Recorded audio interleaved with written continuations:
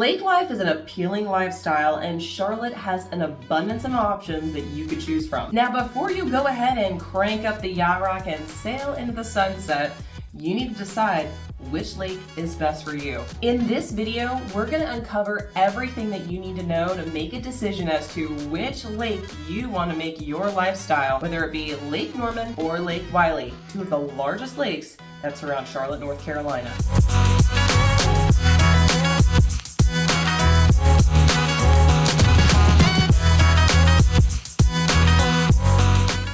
Now, Charlotte offers a plethora of lakes between about an hour and a half's drive from the uptown of Charlotte. This includes Baden Lake, Lake Tillery, Lake James, Lake Hickory, Mountain Island Lake, Lake Wylie, and of course, Lake Norman. Now, with all of these lake options, you might be wondering, well, how do I know which one is right for me? A lot of this comes down to where you want to be physically, and each of these lakes have their own topography as well as opportunity and options. Baden and Tillery have very steep slopes on the side of the lake, so you're going to be taking a lot of stairs to get down to your dock. Lake James has limits when it comes to where you can actually dock a boat and how you can actually utilize the lake. Lake Hickory does have an ideal location, but there's not a lot available in the way of properties on the lake, and it has a lot of limits to accessibility. Mountain Island Lake is certainly a runner-up, where it sits in that Huntersville, Mount Holly area, making an ideal location. With the lake being so small, it's difficult to find what you might be looking for. So that leads us to our top two contenders, Lake Wylie and Lake Norman. But which one is better and why?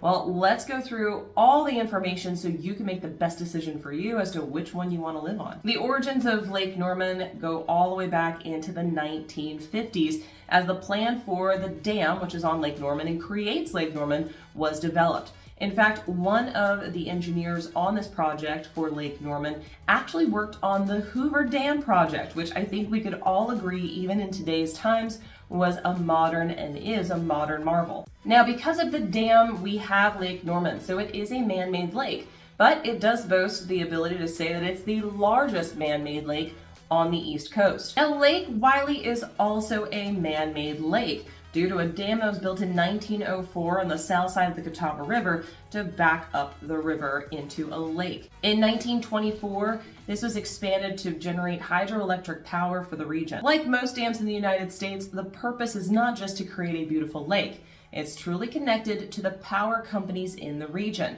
Duke Energy owns both Lake Norman and Lake Wylie waterways, so that company owns all of it, including the dams and nuclear and coal or steam power plants that function and operate on those lakes. While the dam up on Lake Norman has a lot of purposes, the main purpose for the dam is to cool the nuclear power plant that sits just beside it on the southern side of Lake Norman. I'm Kayla Lindsay with Living in Charlotte, North Carolina. If you've been thinking about moving to Charlotte or the surrounding suburbs, go ahead and subscribe below so you can be the first to learn about the current market here in Charlotte, North Carolina. And I love helping people just like you who are looking to move to Charlotte, North Carolina or relocate to another area of town. So whether it's 9 days or 90 days from now, feel free to give me a text, a call, an email, or even set up a Zoom meeting. All of my contact information is in the description below.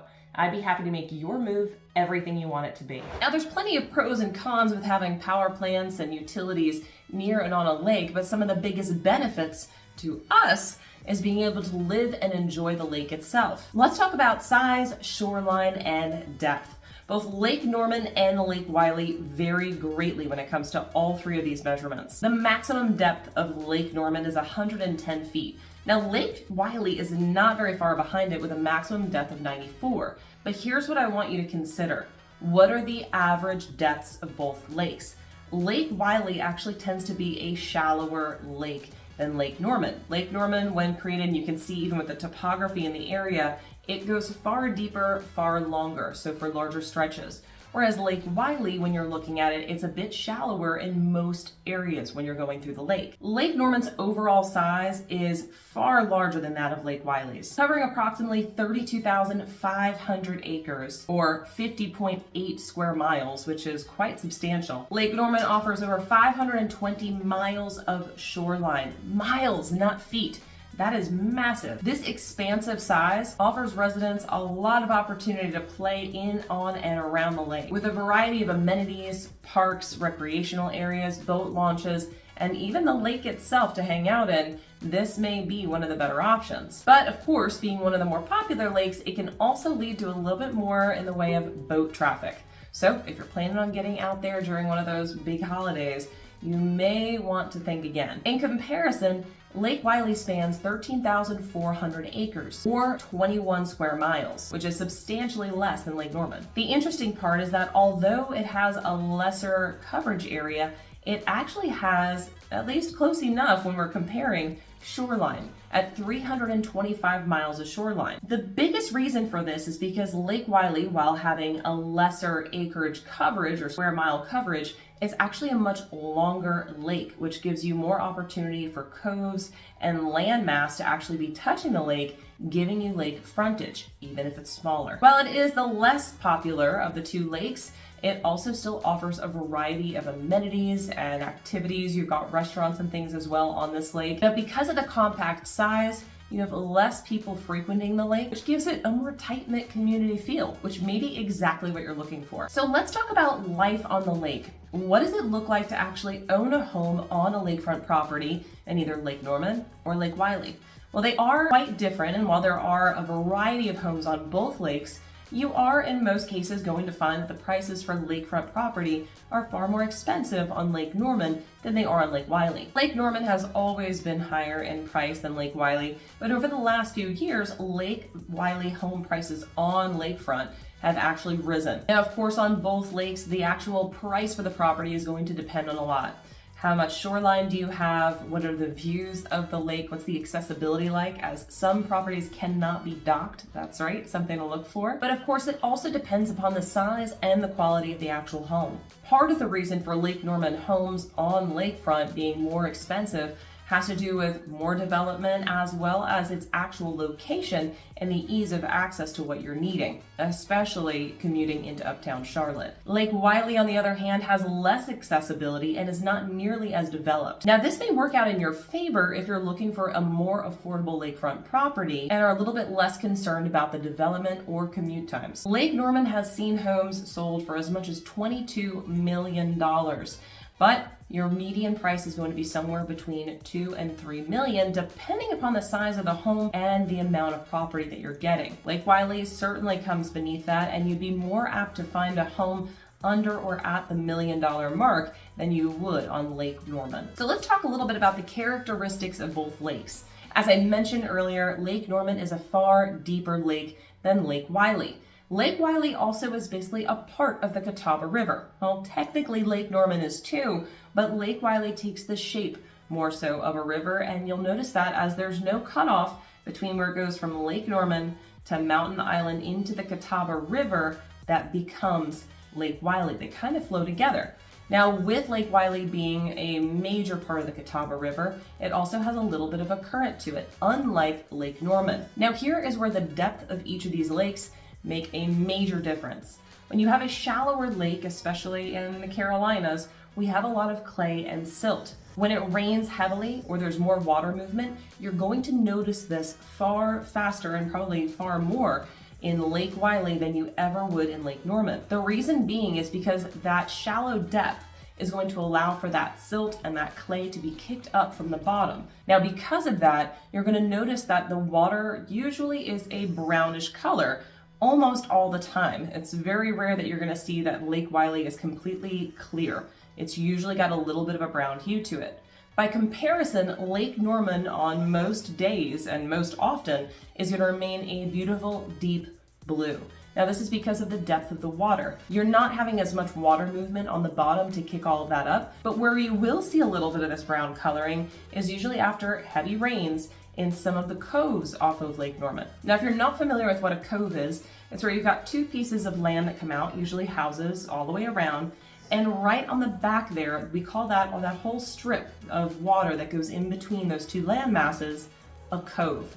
Some are bigger, some are smaller, but these coves usually at the very end have a stream or something that's a natural water source that connects into Lake Norman. Now, when you have this, usually you do get a little bit of a brown hue coming into that cove, but it dissipates by the time it gets to the main parts or main channel of Lake Norman. Again, this has to do with the depth, and all that silt will settle all the way to the bottom, sometimes as deep as 110 feet. Now, there is a benefit to having an average depth of 20 feet in Lake Wylie, and one of them is that there are a lot of what we call sandbars. Yes, there actually is sand in both of these lakes, and actually there are islands that have sand up along the side of it. It's really fun to go hang out on. A lot of people just ride their boats up to it or their pontoon and drop anchor, and you can walk out up to your waist and just walk around, hang out with friends. The kids can play. It's a lot of fun.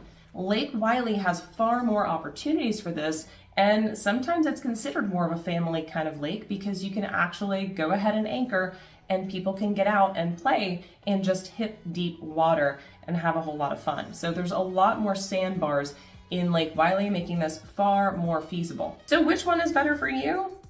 I'll leave that up to you to make that decision. So let's talk a little bit about the accessibility to amenities and develop in and on the lake. Again, Lake Norman does take the cake for this one, having a plethora of amenities available. These include waterside restaurants, water recreation facilities, parks, and more. Now, of course, Lake Norman's size in general has also led to the development of a variety of shopping centers, such as Birkdale Village and others, that are right off of the lake, offering entertainment, dining, shopping, you name it, all close by and right on the lake. Now, in addition to all of this, Lake Norman, because of its size and the developments around it, is one of the few that actually offer a plethora of condominium living on the lake. That means if you have a smaller price point, but you still want that lake style living and you want to overlook those beautiful sunsets that we get, well, condo may be the option for you, and there are a variety of them up and down the eastern shore of Lake Norman. Now, one of the biggest downsides to all of this is that the more people, the more congestion. Now, one thing that Lake Norman does have going for it is the fact that it is a much wider, fatter, and deeper lake, meaning while there are more people on the lake at any given time when compared to Lake Wylie, a lot of times you're still spread out enough that you're not necessarily going to be overly congested. Now, Lake Wylie has had massive growth over the last couple of years, and with this has come more restaurants, more homes, more shopping and dining. Now, it is still shadowed by Lake Norman and what it has to offer, but many people don't want the busyness or grandeur of Lake Norman and would prefer something that's a little bit slower and a little bit quieter. And Lake Wylie definitely offers that. New establishments like Drift, which is a modern chop house, as well as other restaurants and entertainment, have made Lake Wylie more and more desirable as the years have come on. With plans for future shopping, as well as multi-use developments, breweries, this area in South Carolina off of Lake Wylie is definitely starting to get far more attention, which is driving prices up and the popularity up just a little bit. So if you're looking for the slower, more mellow lake, Lake Wylie may be the ticket. Now let's talk a little bit about the activities that are actually available on both lakes. Now, many lakes have a variety of what they do and don't permit. In fact, there are lakes in and near Charlotte that you can't even touch with a motorboat. And why? Because it is actually protected waters. Well, Lake Norman and Lake Wylie, while they do have their restrictions and your boat and jet skis and anything else you're going to put on it, do have to be up and operational. They do allow a plethora of different kind of watercraft on the lake. Both lakes welcome kayaking, paddle boarding, jet skiing, boats, power boats, and even sailing. However, if you do sail or you're working with a power boat, it may be more advantageous to be on Lake Norman because of its size. On the flip side, if you'd prefer to kayak and paddleboard and keep things tranquil, most of the areas of Lake Wylie might be a better fit for you, as it is a slower, less trafficked lake. Now, while I've done both on both lakes, and I can tell you they were wonderful experiences regardless, you may be wanting to lean into one over another just based upon the way in which you want to use the lake. Now, one of the other things to consider when looking at each lake is the fluctuation in the height of the lake throughout the year. Now, Lake Norman, as I had mentioned, sits behind a massive dam, a dam with which Duke Energy will never permit to fail because it would have catastrophic results for everybody that was south of that dam. Now, because of that, if we do get much heavier rainfall or there's the potential for us to be getting heavier rainfall, Duke Energy will control that dam by letting out more water from Lake Norman. Now, while it might seem that the folks on Lake Norman are getting special treatment, it all comes down to the dam itself and protecting the nuclear power plant. With all that being said, they will release more water into Lake Wylie, which could raise water levels or, in a drought, could deplete them faster than what you're going to see on Lake Norman. Now, because of this fluctuation, many of the folks that have dams on Lake Wylie, especially closer to the dam itself, are going to have docks that go up and come down versus being permanently affixed. The further down from the dam that you are, the less of a risk you're going to see in seeing massive changes in this, but where you will see those lake levels rise and fall faster are going to be at its narrowest points, which are much further north and closer to the dam itself. So one last fun fact before you make your final decision. But at the bottom of Lake Norman, there actually used to be a town. This was a town right off of the Catawba River where Lake Norman now sits. Now, with that, yes, the town was all cleared out before they started to dam up the water, and that was completed. But here's the cool, fun fact.